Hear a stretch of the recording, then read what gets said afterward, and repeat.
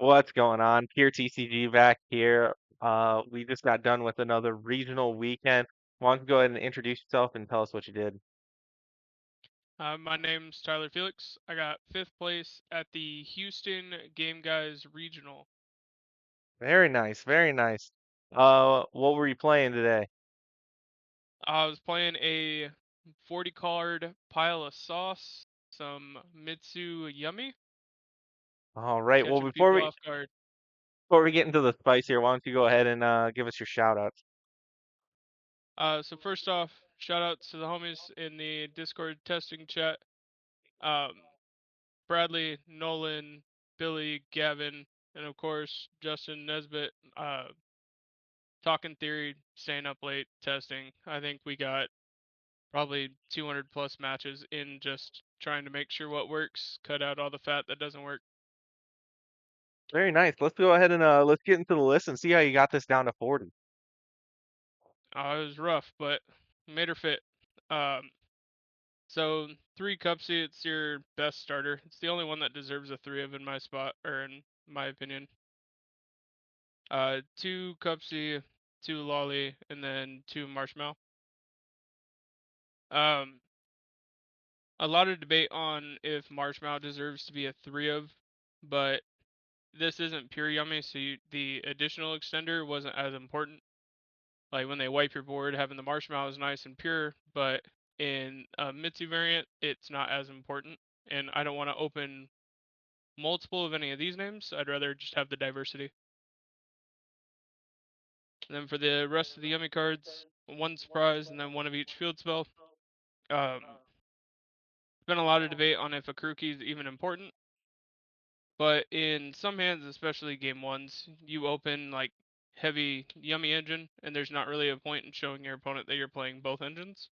So you just play the safe route, the normal pure yummy routes. You place the Akruki, you play under nib, punish your opponent if they decide to nib you, and then the additional pop is also really, really good.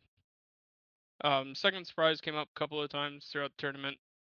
The sting from the Draco Tail matchup, like hitting your surprise hurts. So maybe put that back to two in the future. Um, Outside of that, the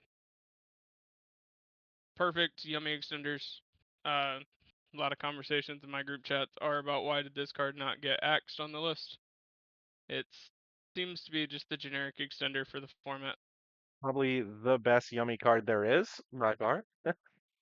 Oh yeah, that and like when you can just stick this on, like you open this in any name, and you can just put the token on board, link it to Kagari, put the second token on board, and then just let it live on your field rent free in case they have the nib is awesome.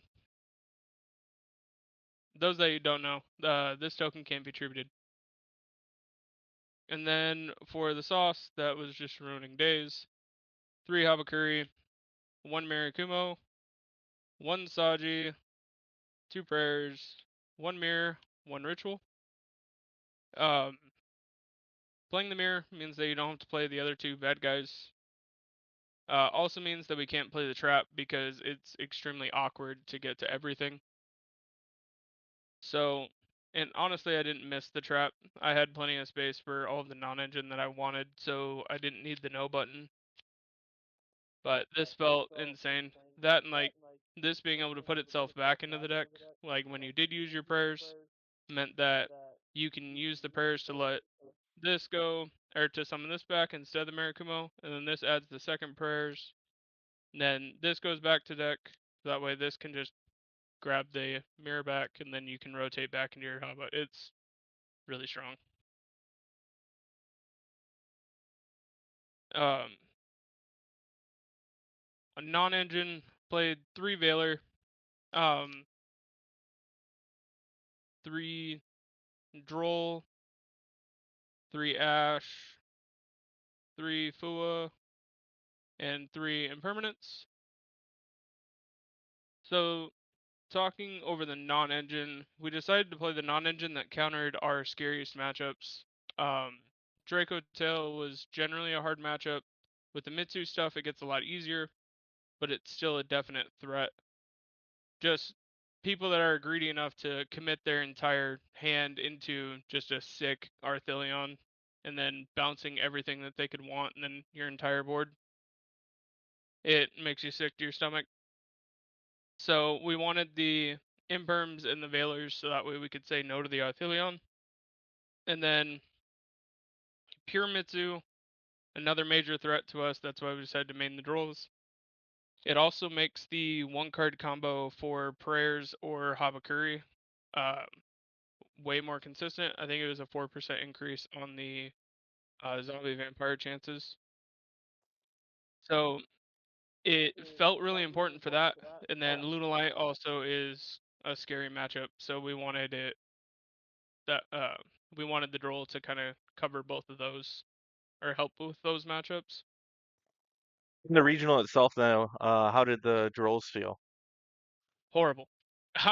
This card lived rent free in my hand in almost every matchup. And when we start talking over matchups, you'll hear why. That's it for the main deck. Clean 40 cards. I didn't really feel like I missed anything outside of a couple of the niche cases where I did miss the second surprise. Um, Deck profile thing, show off tokens. I did get this one, added it to the collection. Uh, Extra deck, too snatchy. Out of 8 rounds, the third one did not come up. Especially playing the 2 field spells, where you're able to cycle through field spells and then put them back in the deck, reset your snatches. Um, Having access to both of them and then being able to use that advantage to cycle your resources properly felt really good. Um, Kagari, standard.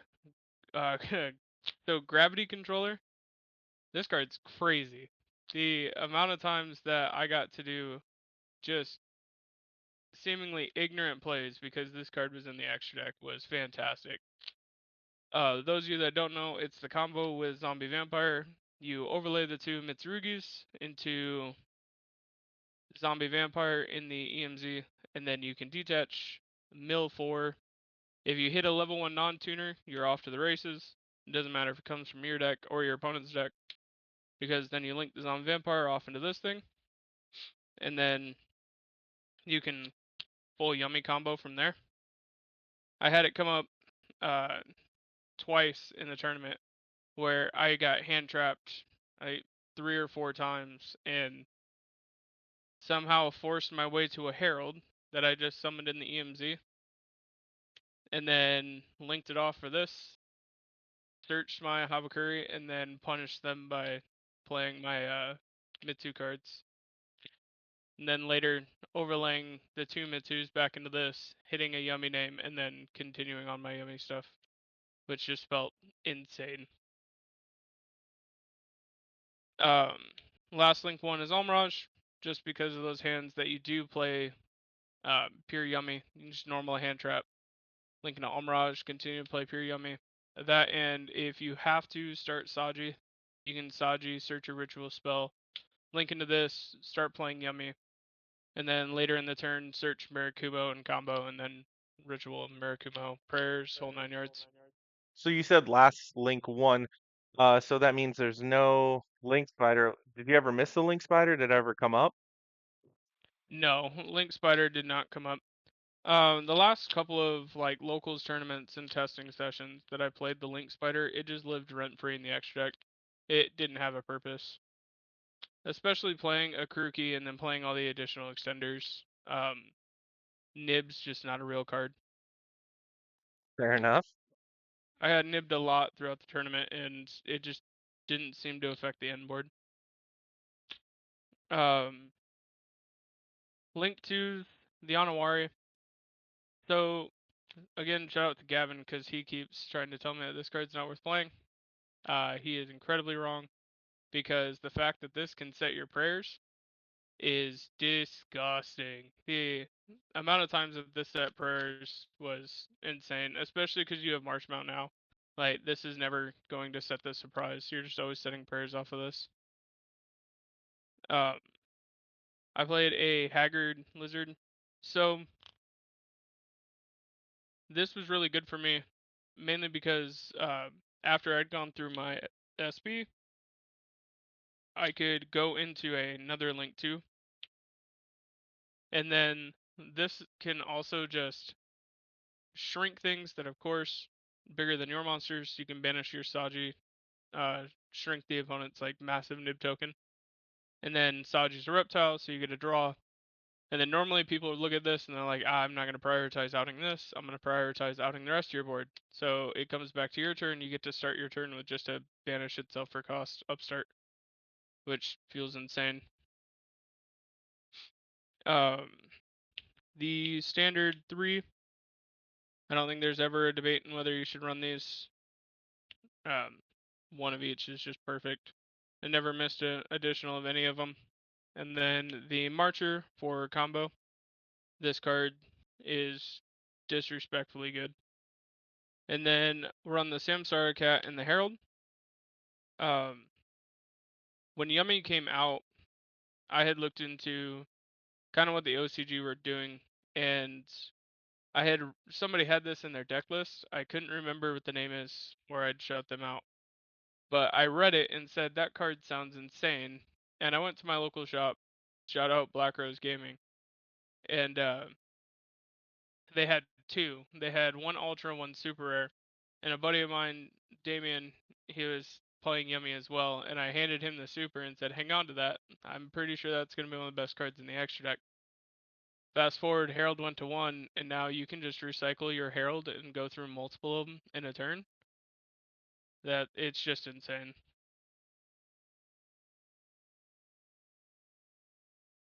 Um, for side deck, I played against a lot of Draco Tail, so these cards were insane. Again, Lizardos was important, just linking this off and then getting a free draw out of it. But I actually opened to three of them in one game and won that matchup because it was Draco Tail and I kept holding him hostage under this card. This card's just insane. Two Bell. Bell was more for the mirror. Um, I put it in a couple of times against more niche matchup, but then the Draco Tail, I put it in once against the Draco Tail because he was heavy on the traps, and this is just another fourth and fifth Ash Blossom against the trap cards. So it was really good for me all day. Played two Perulia just to fit siding patterns going second. I'm glad I played them because I did play against a pure canine, and he, I'm gonna say screwed up because he let me draw like 5 cards off of this, and I don't think you want to do that against a deck like this.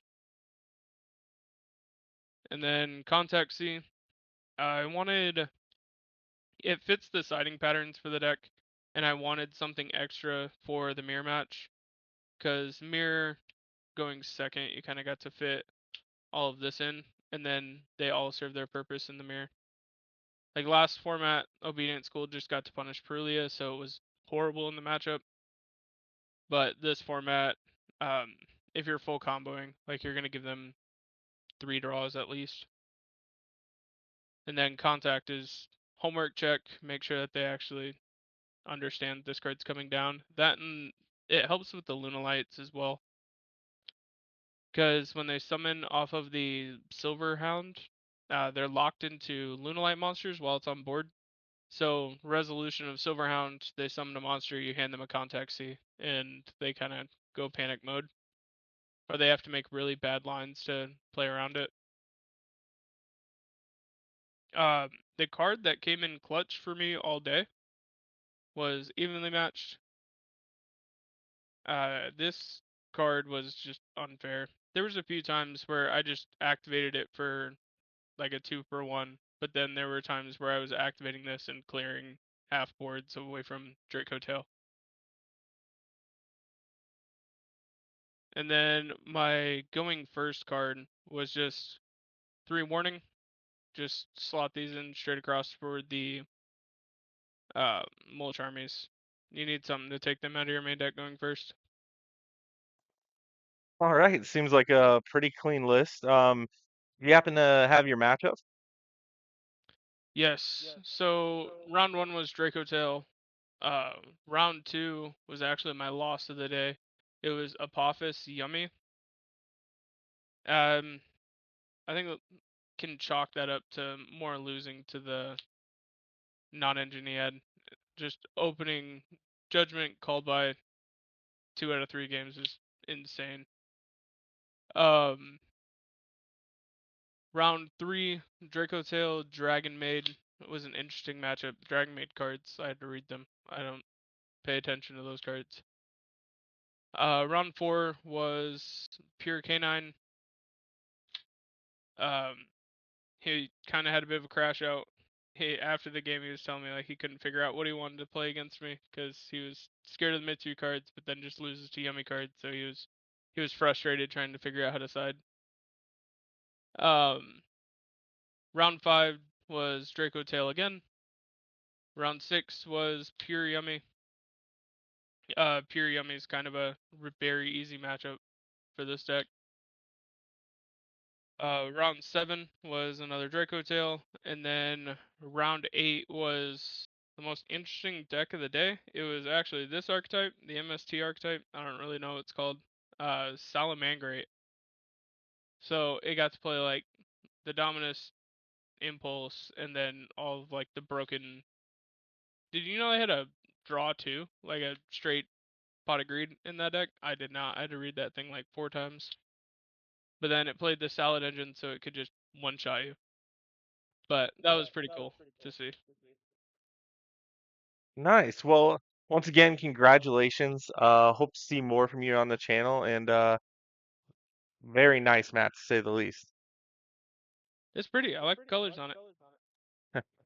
All right. We'll see you later. Peace out. Later.